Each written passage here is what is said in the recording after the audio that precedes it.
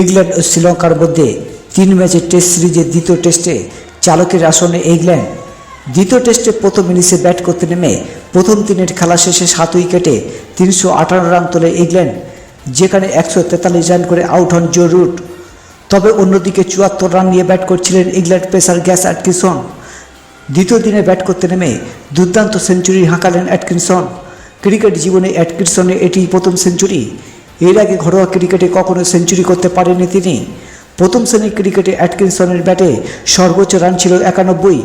এদিন তিনি শ্রীলঙ্কার বিপক্ষে নিজের পঞ্চম টেস্ট খেলতে নেমে নিজের প্রথম সেঞ্চুরি পূর্ণ করেন গ্যাস অ্যাটকিনসন। শেষ পর্যন্ত তিনি 115 বলে 118 রান করে আউট হন। জো রুট ও গ্যাস অ্যাটকিনসনের ব্যাটের উপর ভর করে ইংল্যান্ড প্রথম ইনিংসে তোলে 427 রান।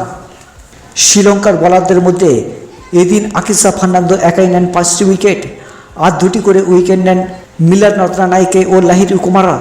ইংল্যান্ডের দেওয়া 427 রানের জবাবে শ্রীলঙ্কা প্রথম ইনিংস ব্যাট করতে নেমে ব্যাটিং বিপর্যয়ে পড়ে।